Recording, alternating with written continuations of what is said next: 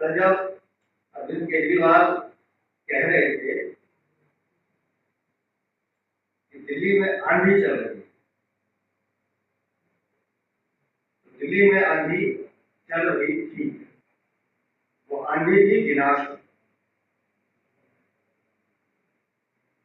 वो आंधी थी नशे। जिस आंधी का जिक्र अरविंद केजरीवाल कर रहे हैं वो आंधी थी शराब की काली दलाली,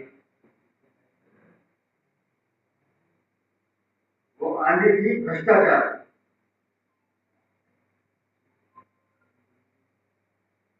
तो शराब की काली दलाली की आंधी को रोकने का काम दिल्ली की जनता के साथ मिलकर भारतीय जनता पार्टी ने किया।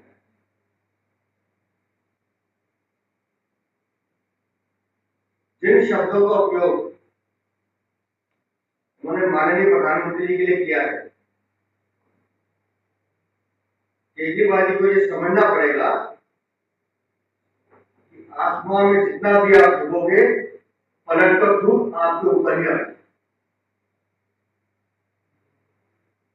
जिन प्रधानमंत्री जी को विश्व का सबसे लोकप्रिय प्रधानमंत्री माना जाता है, उनके लिए आप टिप्पणी करेंगे और सोचेंगे कि हम लाइमलाइट में आए, लेकिन अरविंद केजरीवाल इस बात का जवाब नहीं देंगे। उन्होंने कहा कि शराब में घोटाला नहीं हुआ। हम उनसे फिर पूछते हैं, अगर घोटाला नहीं हुआ था तो जांच प्रारंभ होने की घोषणा के साथ ही पुरानी शराब नीति को वापस क्यों लेकर आए? उन्होंने नई शराब नीति को वापस लेने की घोषणा क्यों? कोई जवाब नहीं है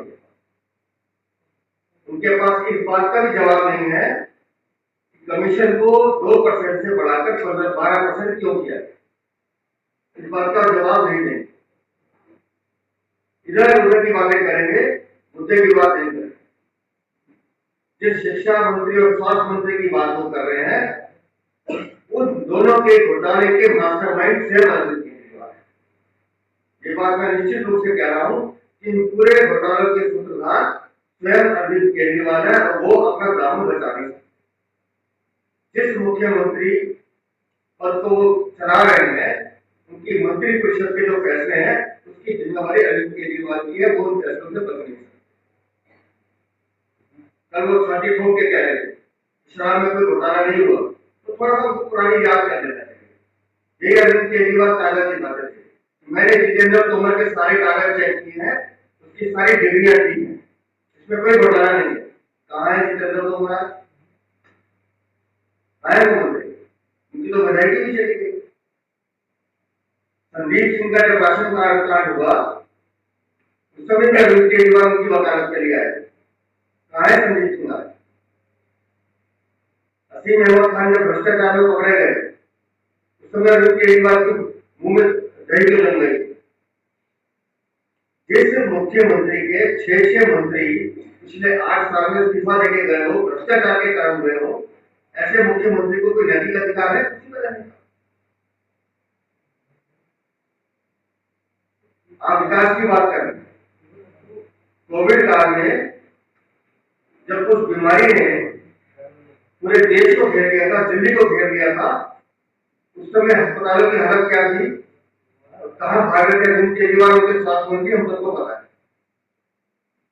ऑक्सीजन ले आने के इनके पास गाड़ियां नहीं। जब गरीब मजदूरों पर भुखमरी की मार पड़ रही थी तो माननीय प्रधानमंत्री थे जिन्होंने दिल्ली के हर नागरिक को, मजदूर को, श्रमिक को, कमजोर लोगों को फ्री में राशन देने का काम किया। कहां थे केजरीवाल?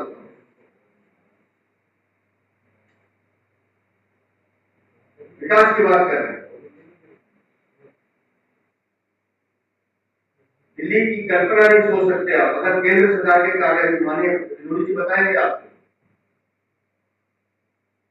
केंद्र सरकार के कार्यों को अगर हम हटाना शुरू कर देंगे, गिनाना शुरू करेंगे, तो अरविंद केजरीवाल के पास जवाब नहीं। जिस शिक्षा की वो बात कर रहे हैं, केंद्र सरकार ने पिछले 8 सालों में 10 नए केंद्रीय विद्यालय, नवोदय विद्यालय सृजित किए हैं दिल्ली के लिए। और केजरीवाल का आनंद यह है कि यहाँ सरकारी स्कूल बंद हो रहे हैं। ये शिक्षा क्रांति की बात करते हैं। दिल्ली के 75% स्कूलों में साइंस और कॉमर्स पढ़ाने की व्यवस्था नहीं।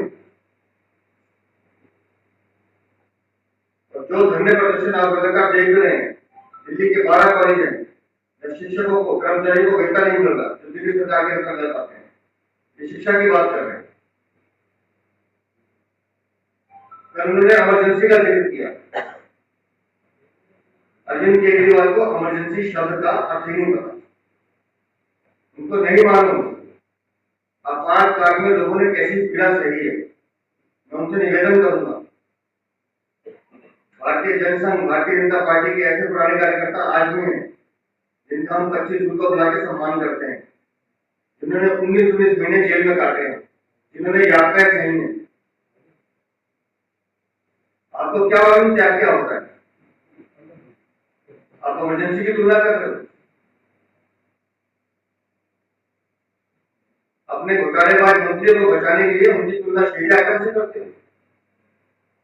यही केजरीवाल कहते थे ना, सत्येंद्र जैन को तो भारत रत्न मिलना चाहिए, 9 महीने से मिल रहा है भारत रत्न।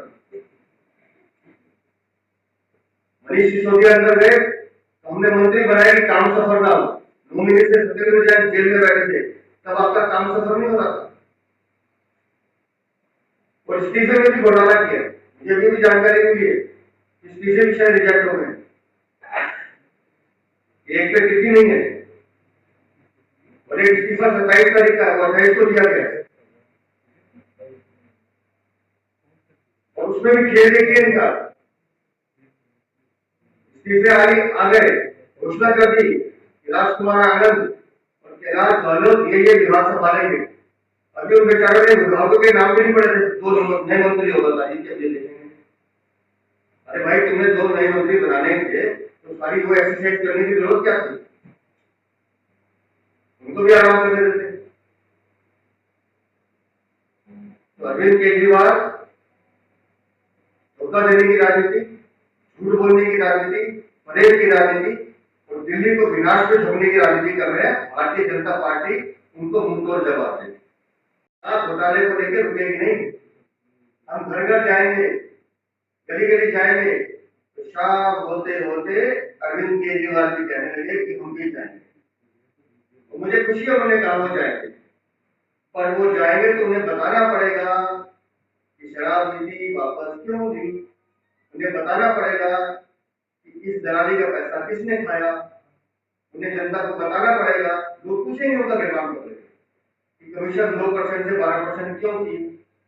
उन्हें बताना पड़ेगा कि मंदिर, मस्जिद, गुरुद्वारे के पास शराब के ठेके क्यों खोले, स्कूलों के पास आपने शराब की दुकानें क्यों खोली। दिल्ली की जनता उनसे पूछेगी। अरविंद केजरीवाल भी तैयार है कि दिल्ली की जनता उनसे सवाल करने वाली है और उनको जवाब देना होगा। बहुत बहुत धन्यवाद।